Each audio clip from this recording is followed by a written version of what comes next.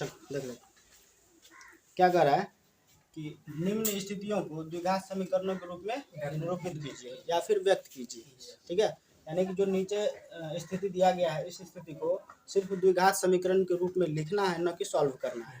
ठीक है, सिर्फ इसको द्विघात समीकरण के रूप में लिख देना है।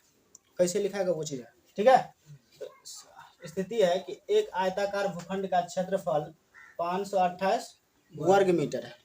एक आयताकार भूखंड का क्षेत्रफल 528 वर्ग मीटर है। क्षेत्र की लंबाई चौड़ाई के दुगुने से एक अधिक है। क्षेत्र की जो लंबाई है, क्षेत्र की जो लंबाई है वो चौड़ाई के दुगुने से एक अधिक है। हमें भूखंड की लंबाई और चौड़ाई ज्ञात करनी है। इस स्थिति को सिर्फ द्विघातीय समीकरण के रूप में लिखना है, लिखकर सॉल्व नहीं करना है, सिर्फ लिख देना है द्विघात समीकरण के रूप में किस प्रकार से ये लिखाएगा। ठीक है, तो चलो आयताकार भूखंड मतलब आयताकार मतलब क्या, आयत की तरफ भू मतलब भूमि का टुकड़ा है। किसके तरफ, आयत की तरफ। मान लीजिए क्या है, आयत। क्या ये आयत, क्या है आयत, ABCD। ये आयताकार एक भूखंड है। इसका क्षेत्रफल 528 वर्ग मीटर है। कितना है, 528 वर्ग मीटर। ये है चौड़ाई, क्या है चौड़ाई, और ये है लंबाई। ये चौड़ाई और ये लंबाई, यानी कि A से लेकर D तक ये आयत का क्या है, चौड़ाई है, और A से लेकर B तक ये क्या है, लंबाई है। ठीक है, और आयताकार भूखंड का क्षेत्रफल 528 वर्ग मीटर दिया हुआ है। और यहाँ पे कह रहा है कि क्षेत्रफल की जो लंबाई है वो चौड़ाई के दुगुने से एक अधिक है। मतलब आयत का जो लंबाई है, ये जो लंबाई है, ये लंबाई चौड़ाई के दुगुना से ये एक अधिक है। जितना चौड़ाई है चौड़ाई के दुगुना से भी एक अधिक है। कौन, लंबाई। आयत के चौड़ाई जो है चौड़ाई के दुगुना से एक अधिक है। कौन चीज, लंबाई। ठीक है, तो जो चीज यहाँ पे लंबाई और चौड़ाई ज्ञात करने के लिए बोल रहा है उसको बोल रहा है द्विघात समीकरण के रूप में व्यक्त करने के लिए। तो जो चीज निकालने के लिए बोल रहा है उसी चीज को हम लोग मान लेंगे। ठीक है, उस चीज को मान लें। यहाँ पर हल में क्या, किसको मानना, चौड़ाई को, क्योंकि चौड़ाई का दुगुना से एक अधिक है लंबाई। लंबाई मानेंगे तो जल्दी समझ में नहीं आएगा। ठीक है, यहाँ पे सीधा समझने के लिए कि क्षेत्रफल का जो लंबाई है, क्षेत्रफल का अधिक, क्षेत्र का जो लंबाई है वो चौड़ाई के दुगुने से एक अधिक है। हम चौड़ाई मान लेते हैं, लंबाई अपने आप निकल जाएगा, यानी कि चौड़ाई जो होगा उसका दुगुना से एक अधिक कौन होगा, लंबाई। ठीक है, माना कि इसको मिटा दें, माना कि आयताकार भूखंड की चौड़ाई बराबर x, ये बोल रहा है मीटर में, क्या होगा, x मीटर। इसीलिए अगर भूखंड की चौड़ाई x मीटर है तो बोल रहा है कि लंबाई जो है चौड़ाई के दुगुने से एक अधिक है। अगर चौड़ाई x मान लिए हैं तो चौड़ाई का दुगुना उससे भी एक अधिक लंबाई है। इसीलिए आयताकार भूखंड की लंबाई क्या होगी, चौड़ाई का दुगुना मतलब 2x, इससे भी एक अधिक, इससे भी एक अधिक। इतना मीटर ये क्या है, लंबाई। आयताकार जो भूखंड है उसकी क्या है, ये लंबाई है, और x क्या है, चौड़ाई। x क्या है, चौड़ाई। तो इसका क्षेत्रफल दिया हुआ है। आयताकार भूखंड का क्षेत्रफल कितना है, 528 वर्ग मीटर। तो आयत का जो क्षेत्रफल होता है, आयत का जो क्षेत्रफल होता है वो होता है लंबाई गुना चौड़ाई। आयत का क्षेत्रफल लंबाई गुना चौड़ाई होता है। यहाँ पर आयत का लंबाई पता है, चौड़ाई भी पता होती है। ठीक है, तो प्रश्न से क्या होता है, क्षेत्रफल बराबर लंबाई गुना में चौड़ाई। यहाँ पर क्षेत्रफल दिया हुआ है कितना, 528। क्षेत्रफल कितना दिया, 528। क्षेत्रफल यानी कि लंबाई गुना चौड़ाई जो क्षेत्रफल है। क्षेत्रफल दिया हुआ लंबाई, और लंबाई मेरा कितना है, लंबाई 2x गुना में चौड़ाई है x। इन सभी पद को बराबर के इस ले आते हैं और 528 को बराबर के उस ले आते हैं, या फिर रहने ही देते हैं, चलेगा। क्या हो जाएगा, या इसको गुना करो, गुना करके इस लिख दें, 2x² प्लस x, इसको उस ले जाएंगे तो 528 रहेगा, क्योंकि इस साइड दायां साइड का जितना भी पद है सभी को इस साइड लाए हैं। इस साइड का जितना भी पद है सभी को दायां साइड ले जाएंगे, कोई परिवर्तन नहीं होगा। ठीक है, अगर यहाँ पे किसी एक पद को लाते तब उसके चिन्ह में परिवर्तन आ जाता है। लेकिन बराबर के दायां साइड का जितना भी पद है सभी को एक साइड ले आएंगे और बराबर के बाएं साइड का जितना भी पद है सभी को उस साइड लेके चले जाएंगे, चिन्ह कोई परिवर्तन नहीं होगा। यहाँ सॉल्व कर लेते हैं, 528 उस साइड है, इस साइड लेके चले आते हैं, बराबर में जरूरत देंगे। या 2x² प्लस का x इधर आएगा तो माइनस का 528 बराबर में कुछ नहीं बचा तो 0, और ये द्विघात समीकरण के रूप में हो गया। ठीक है, इसको सॉल्व करने के लिए नहीं बोला था, बोला सिर्फ स्थितियों को द्विघात समीकरण के रूप में निरूपित कीजिए, मतलब द्विघात समीकरण के रूप में लिख दीजिए, यही मेरा आंसर होगा। ठीक है, चलो इसको मिटा देते हैं। मिटाने वाला कहाँ गया कपड़ा जी? चलो इसको मिटाते हैं, मिटाने वाला कहाँ गया कपड़ा?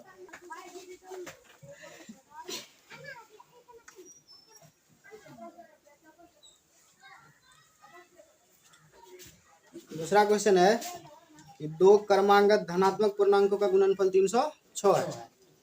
दो क्रमांगत धनात्मक पूर्णांकों का गुणनफल 306 है। हमें पूर्णांक को ज्ञात करना है, इसको भी बोल रहा है द्विघातीय समीकरण के रूप में निरूपित करने के लिए। ठीक है, और दो क्रमांगत धनात्मक पूर्णांक है। ठीक है, यानी कि 2 धनात्मक पूर्णांक है, दोनों धनात्मक पूर्णांक को मानना पड़ेगा। क्रमांगत जानता है जैसे हाँ क्रम में, ऐसा ना कि 2 है तो अगला संख्या 4, ये क्रमांगत नहीं हुआ। मतलब 2 के बाद अगला जो धनात्मक संख्या आने वाला है क्या आने वाला है? 3 आने वाला है। इससे अगला क्या आएगा? 4। ये हो गया क्रमांगत धनात्मक पूर्णांक। ठीक है, न कि 4 से डायरेक्ट 6 पे चले जाना है, ऐसे ना होता है। तो मान लेंगे, माना कि पहली क्रमांगत धनात्मक पूर्णांक x। ठीक है, देखो जैसे 2 एक धनात्मक पूर्णांक है, इससे अगला धनात्मक पूर्णांक निकालना, कैसे निकलेगा? जो धनात्मक पूर्णांक है उसमें एक जोड़ते जाएगा, अगला धनात्मक पूर्णांक निकलेगा। फिर 2 है तो 2 का अगला क्रमांक धनात्मक पूर्णांक कैसे निकलेगा? जब इसमें एक जोड़ेगा तब निकलेगा 3। होगा कि नहीं होगा? हम अगर मान लेते हैं पहला धनात्मक पूर्णांक x, तो दूसरा धनात्मक पूर्णांक जो निकालेंगे इससे अगला, तो क्या निकलेगा? इसमें भी एक जोड़कर दूसरा निकलेगा, नहीं निकलेगा? मान लेते हैं क्वेश्चन क्या डायरेक्ट हल। माना कि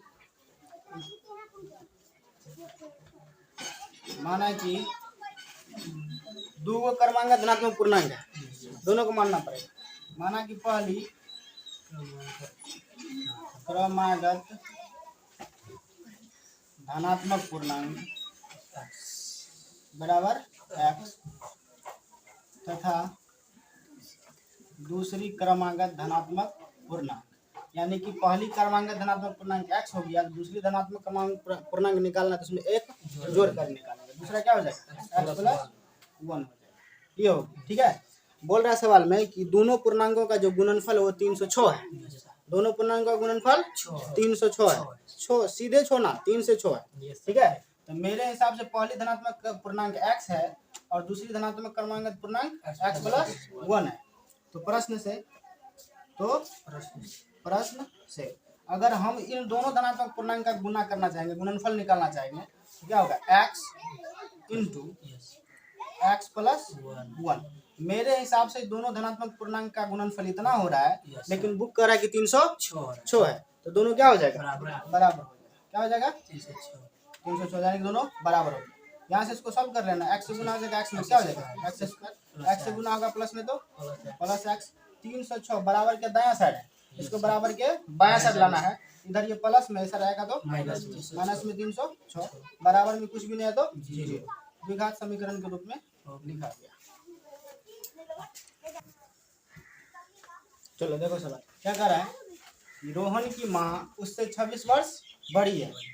रोहन की माँ उससे 26 वर्ष बड़ी है। उनकी आयु का गुणनफल अब से 3 वर्ष पश्चात 360 हो जाएगी। हमें रोहन की वर्तमान आयु ज्ञात करनी है। आयु से रिलेटेड सवाल में वर्तमान आयु मांगे, आयु से रिलेटेड सवाल में वर्तमान आयु मांगे। तो क्या बोल रहा है? रोहन की माँ उससे 26 वर्ष बड़ी है। कौन बड़ी है? रोहन की माँ रोहन से 26 वर्ष बड़ी है। तो निकालना हमको है रोहन की वर्तमान आयु।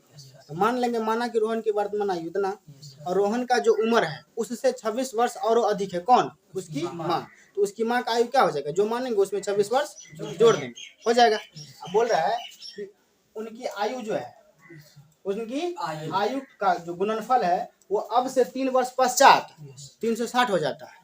आयु का गुणनफल अब से 3 वर्ष पश्चात 360 हो जाता है। तो आयु मान करके हम लोग 3 वर्ष पश्चात का उम्र भी निकाल लेंगे, उसके बाद गुणनफल करेंगे। ठीक है? तो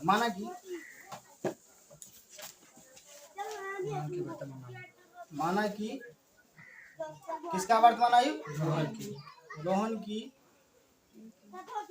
वर्तमान आयु बराबर x वर्ष, क्योंकि बोला है वर्षों में। रोहन की वर्तमान आयु x वर्ष। सवाल कर रहा है कि रोहन की माँ उससे 26 वर्ष बड़ी है, मतलब रोहन की माँ रोहन से 26 वर्ष बड़ी है। रोहन का उम्र अगर x वर्ष होता है तो रोहन की माँ उससे 26 वर्ष अधिक है, तो रोहन की माँ की उम्र क्या हो जाएगी? x प्लस 26 वर्ष। इसीलिए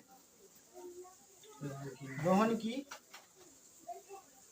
माँ की आयु, रोहन की माँ की आयु बराबर क्या हो जाएगा? x प्लस 26 वर्ष। क्यों? क्योंकि रोहन की माँ रोहन से 26 वर्ष बड़ी है, मतलब रोहन की उम्र जितना है उससे वो 26 वर्ष अधिक है ना। x प्लस 26 वर्ष हो गया। बोल रहा है कि 3 वर्ष पश्चात, तो 3 वर्ष पश्चात के दोनों का उम्र हमको निकालना है। लिखेंगे अब, या फिर 3 वर्ष पश्चात रोहन की आयु। पश्चात मतलब क्या? पहले या बाद का? पश्चात मतलब पहले, बाद का। 3 वर्ष पश्चात मतलब 3 वर्ष बाद। लिखेंगे 3 वर्ष पश्चात रोहन की आयु बराबर, अभी रोहन का आयु x वर्ष है, तो 3 वर्ष के बाद यानी 3 वर्ष पश्चात रोहन का आयु कितना हो जाएगा? x प्लस 3 वर्ष। अगर 3 वर्ष पश्चात रोहन की आयु निकाले हैं तो 3 वर्ष पश्चात रोहन की माँ की आयु भी निकालेंगे। ठीक है? क्या हो जाएगा? 3 वर्ष पश्चात रोहन की माँ की आयु बराबर, अभी रोहन की माँ का आयु कितना है? x plus 26। 3 वर्ष पश्चात इसमें 3 वर्ष और जोड़ना पड़ेगा। क्या हो जाएगा? x प्लस 26 और प्लस का 3 वर्ष बराबर कितना हो जाएगा? x प्लस 29 वर्ष। कोई दिक्कत है? तो बोल रहा 3 वर्ष पश्चात का जो उम्र है उसका गुणनफल 360 होगा। तो 3 वर्ष पश्चात का उम्र रोहन का हो गया x प्लस 3 और 3 वर्ष पश्चात रोहन की माँ का उम्र हो गया x प्लस 29। इन दोनों का गुणनफल मेरे हिसाब से, प्रश्न से चलते हैं तो प्रश्न से 3 वर्ष पश्चात रोहन की आयु और 3 वर्ष पश्चात रोहन की माँ की आयु का गुणनफल हम लोग निकालते हैं जो माने हैं। क्या हो जाएगा? x प्लस 3, गुणनफल मतलब गुना करो, क्या हो जाएगा? x प्लस का 29। मेरे हिसाब से दोनों 3 वर्ष बाद दोनों का आयु का गुणनफल इतना हुआ, लेकिन बुक करा कि 360 होगा। तो दोनों का आयु का गुणनफल बुक के हिसाब से भी सही है और हम जो माने वो भी सही है, इसलिए दोनों का उम्र का आयु का गुणनफल क्या हो जाएगा? बराबर।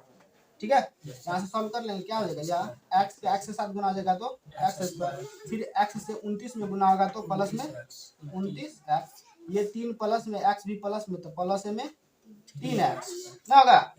3 प्लस में 29 प्लस में गुना कर देंगे तो 3 नमा 27 का 7 हासिल 2, 3 दूनी 6 2 8। कोई दिक्कत है?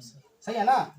3 नमा 27 बराबर में क्या? 360 या x स्क्वायर, ये दोनों x के पद में दोनों जुड़ जाएगा। कितना होगा? प्लस में 32 x प्लस में 27, इधर 360 प्लस में ऐसा रहेगा तो माइनस में 360 बराबर का 0, या x स्क्वायर प्लस का 32x, एगो प्लस में एगो माइनस में घटेगा तो चिन्ह होगा बड़ी संख्या का, बड़ी संख्या का चिन्ह है माइनस।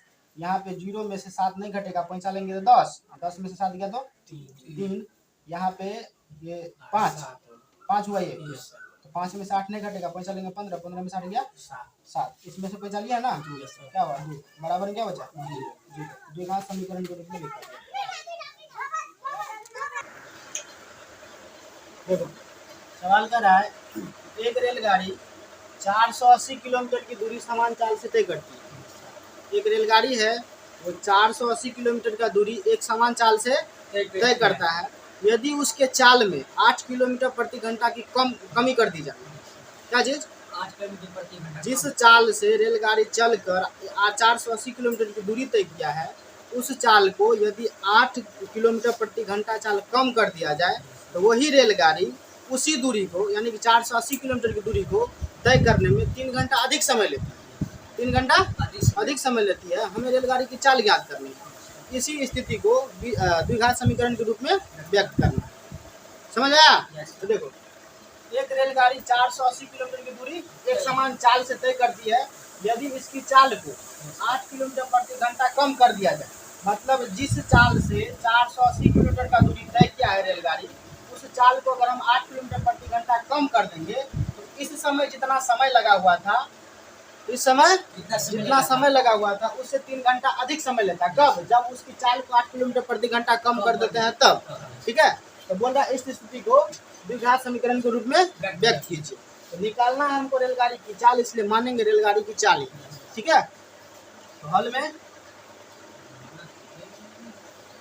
माना कि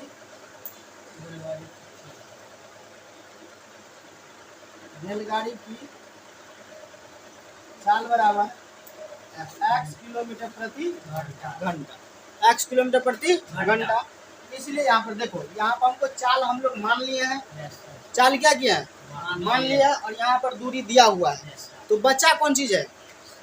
समय। कौन चीज बचा हुआ है? क्योंकि चाल दूरी समय में चाल गुना दूरी बराबर चाल गुना समय, चाल गुना समय बराबर दूरी होता है। ठीक है, या दूरी और समय दिया रहेगा तो चाल पूछेगा, या फिर दूरी और समय चाल दिया हुआ तो समय पूछेगा, या फिर चाल और समय दिया हुआ तो दूरी पूछेगा। यहाँ पर दूरी पहले से दिया हुआ है, हम लोग चाल मान लिए। दूरी दिया हुआ है, चाल मान लिए हैं, निकालना क्या है? समय ही निकालना। क्या निकालना है? समय। यहाँ से हम लोग समय निकाल, इसलिए क्या हो जाएगा? इसीलिए समय बराबर क्या हो जाएगा? दूरी बटे का चाल। दूरी कितना है? 480। चाल कितना है? x। चाल कितना है? x। यानी कि जब वो रेलगाड़ी x किलोमीटर प्रति घंटा की रफ्तार से चलती है तो वो 480 किलोमीटर की दूरी 480 बटा x समय में पूरा करती है।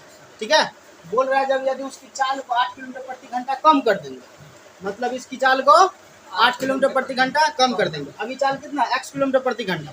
इस चाल को 8 किलोमीटर प्रति घंटा और कम कर देंगे तो इस समय जो समय लगा है इतना, उससे 3 घंटा अधिक समय लगता है। ठीक है, तो यहाँ पर क्या करेंगे? चाल में 8 किलोमीटर प्रति घंटा कम करने पर नई चाल। ठीक है, क्योंकि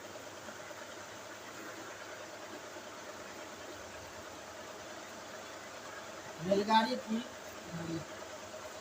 चाल में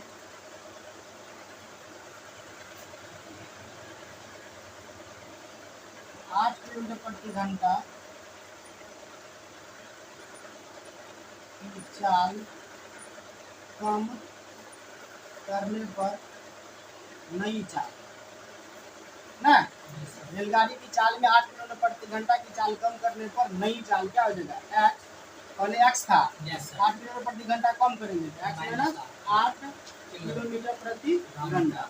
यानी कि इस चाल से जब रेलगाड़ी चलता है तो पहले जो समय लगा था 480 बटा x, इतना समय, इससे 3 घंटा अधिक लग जाता है। ठीक है, तो दूरी तो उतना ही तय करना है, यहाँ से भी समय निकाल लेंगे। इसीलिए समय बराबर क्या हो जाएगा? दूरी बटेगा चाल। इसमें कौन सा चाल लगेगा? नई चाल। दूरी कितना है? 480 किलोमीटर।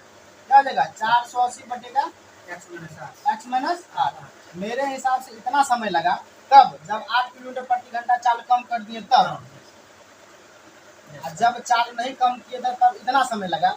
लेकिन बुक कह रहा है कि पहले वाला जो समय है उस समय से ये वाला समय 3 घंटा अधिक है, क्योंकि चाल को अगर 8 किलोमीटर प्रति घंटा कम करते हैं तो वो समय जो है 3 घंटा अधिक ले लेता है। मतलब ये वाला समय इस समय से 3 घंटा अधिक है। तो प्रश्न से यानी कि ये समय 480 बटा x और ये 480 बटे का x माइनस 8, ये दोनों समय है जो रेलगाड़ी की चाल को 8 किलोमीटर प्रति घंटा चाल कम कर देंगे तब का ये समय है, और जब कम नहीं किए थे चाल तब का समय ये है। बुक कह रहा है कि पहला वाला जो चाल है, पहला वाला जो समय है जिस चाल से रेलगाड़ी चला था उसका जो समय है, और 8 किलोमीटर प्रति घंटा जो चाल कम कर दिए उसका जो समय है, तो जो समय 8 किलोमीटर प्रति घंटा कम करने पर जो समय है ना, वो 3 घंटा अधिक समय ले लेता है रेलगाड़ी। 480 किलोमीटर दूरी तय करने में। हम चाहते हैं ये दोनों बराबर हो जाए, हम चाहते हैं दोनों बराबर हो जाए, यानी कि ये समय क्या है 3 घंटा अधिक है और ये समय 3 घंटा कम है। हम चाहते हैं दोनों बराबर हो जाए, या तो जो 3 घंटा कम है उसमें जोड़ दो 3 घंटा तब दोनों बराबर हो जाएगा, या फिर जो 3 घंटा अधिक है उसमें 3 घंटा कम कर दो तब दोनों बराबर हो जाएगा। तो क्या करें, जोड़िए देते हैं या फिर घटाइए देते हैं, कौन चीज़ करते हैं, जोड़ देते हैं। मतलब ये चाल क्या 3 घंटा अधिक समय लेता है, ये 3 घंटा अधिक है और ये 3 घंटा कम है। हम चाहते हैं दोनों बराबर हो जाए, तो इसमें 3 घंटा जोड़ देंगे तो दोनों क्या हो जाएगा बराबर।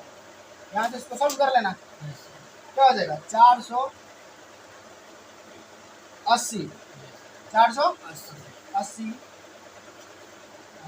प्लस का 3x, x होगा लघुत्तम, दोनों का लघुत्तम x, x से भागा दिए एक बार में, एक से कटा तो 480 प्लस में इसके बटा में एक से भागा देंगे x बार में, x से गुना करेंगे तो 3x बराबर क्या हो जाएगा 480 बटेगा x माइनस का 8।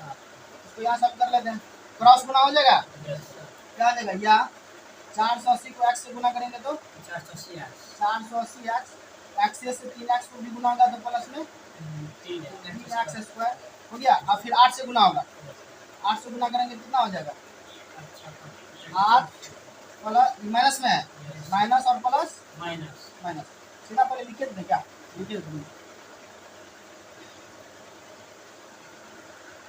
480x ये गुना हो गया, क्या होगा क्रॉस गुना ये बोला बराबर x माइनस 8 से गुना होगा, इसमें होगा 480 प्लस का 3x होगा कि ना होगा, क्या हो जाएगा या 480x बराबर इसे गुना करेंगे तो 480x, इसमें गुना करेंगे तो प्लस में 3x स्क्वायर, माइनस 8 से गुना करना, ये माइनस और ये प्लस में, प्लस माइनस माइनस कितना हो जाएगा 0 80 64 8 चौके 32 और 38 रहेगा, फिर माइनस और प्लस माइनस 3 8 24 सभी को इस साइड लेके चले आएंगे, x मिला किधर लगेगा क्या हो जाएगा या माइनस में 3x स्क्वायर, माइनस में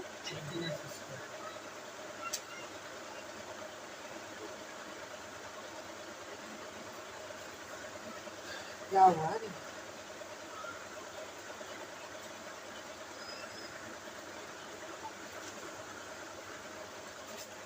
पलटिए देते हैं 3x square plus 480x minus 24x minus में 38 40 बराबर में 480x, यानी कि इस साइड का जितना पद था इस साइड ले आए, इस साइड का जितना पद था उस साइड ले 480x प्लस में 480x प्लस में दोनों बराबर के दोनों तरफ है, 480 से 480 गया, क्या हो जाएगा 3x स्क्वायर माइनस का 24x प्लस का 38 माइनस में है, माइनस का 38 40 बराबर का, ये अभी 3 से डिवाइड हो रहा है, 3 से या 3 कॉमन ले लो, क्या हो जाएगा 3 कॉमन ले लो, क्या बचा x स्क्वायर माइनस का 8x माइनस में 3 एक हुआ और 3 से करेंगे तो क्या होगा 3 दूनी 6 3 8 24 बराबर का 0, तो दिक्कत है 3 इधर गुना उधर जाएगा तो भागा में, क्या हो जाएगा यहाँ x स्क्वायर माइनस का 8 है माइनस का 1280 बराबर का 3 इधर जाकर उधर गुना हो जाएगा, क्या हो जाएगा ये मेरा आंसर।